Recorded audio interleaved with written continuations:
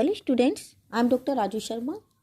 आज हम अध्ययन करेंगे भूपटल को विकृत करने वाली शक्तियों का। पृथ्वी के तल पर स्थल के अनेक रूप दिखाई देते हैं, जैसे पर्वत, पठार, मैदान, घाटियाँ, समुद्र, झीलें आदि। भूतल पर इन भूआकृतियों का निर्माण और विकास करने वाले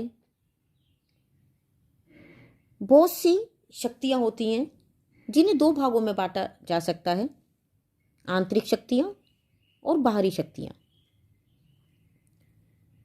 तो पहली है आंतरिक शक्तियाँ।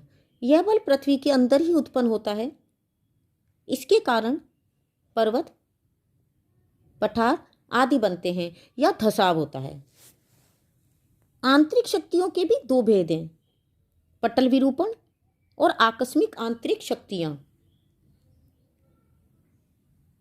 पटल विरूपण जो बल है वो बहुत धीरे धीरे कार्य करता है। इन बलों का प्रभाव हजारों लाखों वर्षों बाद स्पष्ट होता है। पटल विरूपण के भी दो उपविभाग हैं, महादेश जनक बल और पर्वतनी बल। महादेश जनक बल द्वारा महाद्वीप ऊपर उठते हैं या नीचे धंसते हैं। यह बल पृथ्वी की त्रिज्या की दिशा में कार्य करता है, इसलिए इसे त्रिज्याई बल भी कहते हैं। इसके भी दो भाग हैं, ऊपर उठाने वाला बल और नीचे धंसाने वाला बल। ऊपर उठाने वाले बल द्वारा अनेक स्थल रूपों का निर्माण हुआ है। उदाहरण के लिए समुद्र से दूर उठे हुए अनेक चबूतरे मिलते हैं। नॉर्वे में तो 185 मीटर ऊंचाई पर भी चबूतरे मिलते हैं। किसी समय ये चबूतरे समुद्र में डूबे हुए थे। अन्य उदाहरण जिनसे क्षेत्रों का ऊपर उठना सिद्ध होता है वो हैं समुद्री गुफाएं। प्रशांत और हिंद महासागर में प्रवाल भित्तियां काफी ऊंचाई पर दिखाई देती हैं। दूसरा है नीचे धंसाने वाला बल। इस बल द्वारा उत्पन्न अनेक भूरूपों के उदाहरण दिए जा सकते हैं। ब्रिटेन के डेवन और कार्नवाल जिलों के तट पर अनेक वन क्षेत्र समुद्र में धंस गए हैं। भारत में बंबई तट के समीप खुदाई करने पर समुद्र तल से 6 मीटर नीचे दबे हुए वन क्षेत्रों का पता लगा है। सोवियत संघ में काला सागर के उत्तरी तट पर तामान की खाड़ी के पास खुदाई करने के बाद भूमि की नीची परतों में एक नगर के अवशेष मिले हैं। इस नगर का नाम फानेगोरिया है, जो किसी समय बहुत धनी नगर था, परंतु धसाव बल के कारण नीचे धंस गया। इसी प्रकार की खुदाई इटली में नेपिल्स नगर के पास हुई। नेक्स्ट है पर्वतनी बल। यह बल पृथ्वी के पटल पर क्षैतिज दिशा में काम करता है। यह दो प्रकार का होता है, तनाव और संपीड़न। तनाव की प्रक्रिया में भूपटल के किसी भाग में दो विपरीत दिशाओं में खिंचाव होता है। इस तनाव द्वारा पृथ्वी तल पर दरारें पड़ जाती हैं। इस तनाव के द्वारा भूपटल की शैलों में दो प्रकार की विकृतियां उत्पन्न होती हैं, सामान्य भ्रंश और विभंग संधियां। सामान्य भ्रंश में भ्रंश तल के इधर उधर के खंड विपरीत दिशा में सरकते हैं। विभंग संधियों के अंतर्गत जब किसी शैल पर अधिक दबाव पड़ता है तो वो टूट जाती हैं। जिस स्थान पर वो टूटती हैं उसे विभंग कहते हैं। यदि विभंग तल के समांतर टूटे हुए टुकड़ों में कोई गति न हो तो उस विभंग को शैल संधियां कहते हैं।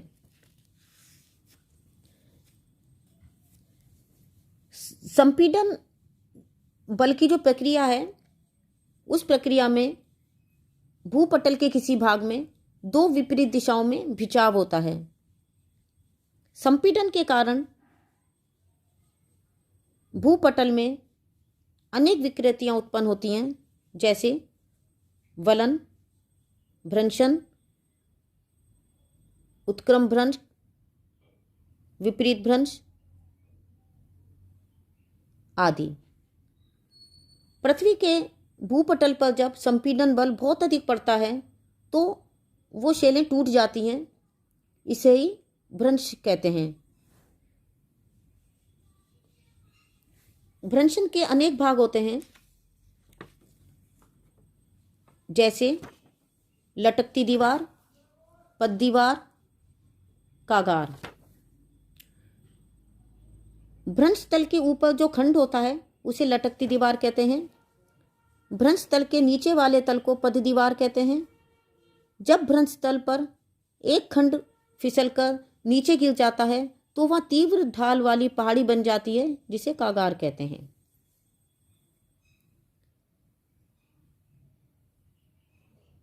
संपीड़न के द्वारा बने भ्रंशन के अनेक प्रकार होते हैं, जैसे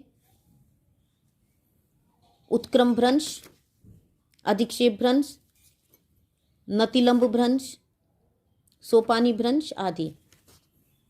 तो पहला है उत्क्रम भ्रंश। इस प्रकार के भ्रंश में भ्रंश तल के इधर उधर के खंड एक दूसरे की ओर खिसकते हैं। दूसरा है अधिक्षेप भ्रंश। इस प्रकार के भ्रंश में एक खंड दूसरे खंड पर चढ़ जाता है, भ्रंश तल क्षैतिज रहता है। नेक्स्ट है नतिलंब भ्रंश या सर्पण भ्रंश। जिस भ्रंश में गति मुख्य रूप से क्षैतिज दिशा में होती है उसे नतिलंब भ्रंश कहते हैं। नेक्स्ट है सोपानी भ्रंश। जब किसी भूभाग में समांतर भ्रंश एक ही दिशा में बन जाते हैं तो उसे सोपानी भ्रंश कहते हैं। भ्रंशों के द्वारा अनेक भू आकृतियां निर्मित होती हैं, जैसे हॉर्स्ट, ग्राबेन, रिफ्ट घाटी। हॉर्स्ट जर्मन भाषा का शब्द है, जिसका प्रयोग सबसे पहले एडवर्ड स्वेस ने किया था।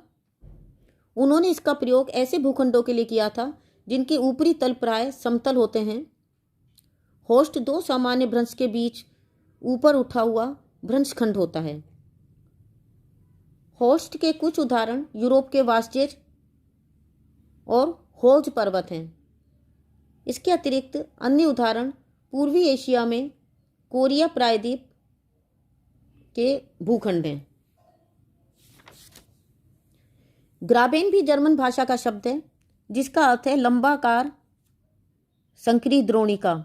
ग्राबेन समीपवर्ती दो समांतर भ्रंशों के बीच में नीचे का धंसका हुआ भूखंड होता है। ग्राबेन का उदाहरण लाल सागर ग्राबेन है। दरार घाटी के निर्माण में दो समानांतर भ्रंश काफी दूर तक विकसित होते हैं। इनके बीच का भाग नीचे धंस जाता है। इसी नीचे धंसे हुए भाग को भ्रंश घाटी या दरार घाटी कहते हैं। अधिकांशतः ये घाटियां अधिक संकरी और गहरी होती हैं। विश्व की सबसे लंबी और आश्चर्यजनक दरार घाटी इजराइल व जॉर्डन से आरंभ होकर लाल सागर होकर पूर्वी अफ्रीका के ऊंचे पठारी भाग की पश्चिमी सीमा पर जाम्बिया तक लगभग 4500 किलोमीटर लंबाई में फैली हुई है। इसमें अनेक झीलें एवं लाल सागर फैला है। इसी भांति राइन नदी की घाटी भी दूसरी प्रसिद्ध भ्रंश घाटी है। यह घाटी 32 किलोमीटर चौड़ी और 320 किलोमीटर लंबी है। जर्मनी में राइन घाटी, संयुक्त राज्य अमेरिका में डेथ वैली, जॉर्डन में मृत सागर, ऑस्ट्रेलिया में स्पेंसर की खाड़ी, भारत में नर्मदा व ताप्ती घाटी, जापान में फोसा मेगना, जावा व फिलीपाइन के गल्फ भ्रंश घाटियों के प्रमुख उदाहरण हैं।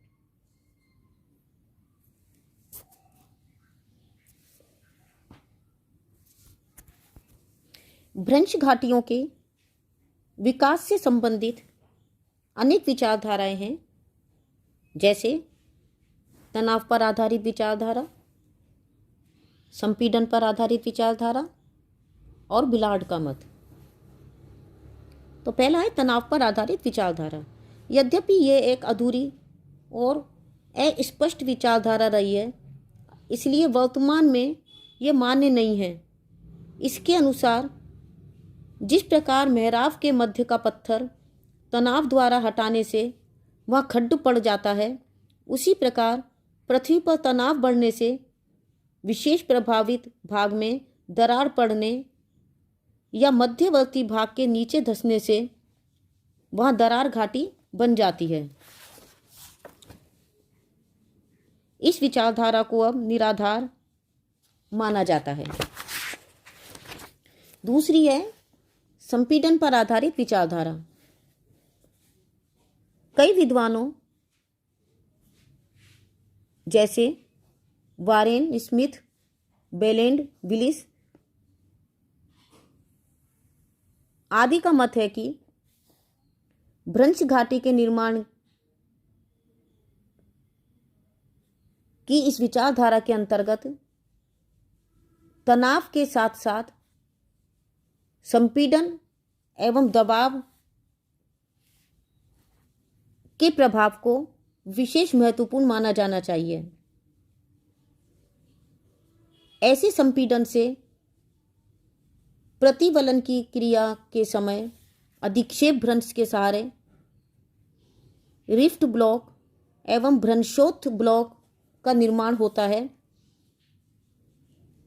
ऊपर उठे हिस्से ब्लॉक पर्वत कहलाते हैं और नीचे धंसने वाले भाग भ्रंश या दरार घाटी बनाते हैं। बाद में बिलार्ड महोदय ने इसमें सुधार कर अधिक मान्य विचारधारा प्रस्तुत की। बिलार्ड ने अपना मत 1934 में प्रस्तुत किया। उनके अनुसार रिफ्ट घाटी का निर्माण कई अवस्थाओं में होता है। इसमें आमने सामने से क्षैतिज संचलन के से बीच का भाग संचलित होकर उभार द्वारा ऊपर उठता है। जब संपीड़न बढ़ता है तो ऐसे उभार में विभंग या दरारें पड़ जाती हैं। इसी से वहाँ दरार घाटी का निर्माण हो जाता है। दरार घाटी की चौड़ाई एवं विस्तार तथा ब्लॉक या भ्रंशोत्थ पर्वत का निर्माण सभी पदार्थों के संकलन एवं उन पर बढ़ते हुए संपीड़न के सम्मिलित प्रभाव एवं बाद के भू संतुलन के विकास की सम्मिलित क्रिया का परिणाम होता है। तो बच्चों, आज हमने पृथ्वी की आंतरिक शक्तियों के अंतर्गत पटल विरूपण शक्ति का विस्तार से अध्ययन किया। नेक्स्ट टाइम हम आकस्मिक आंतरिक शक्तियों का अध्ययन करेंगे।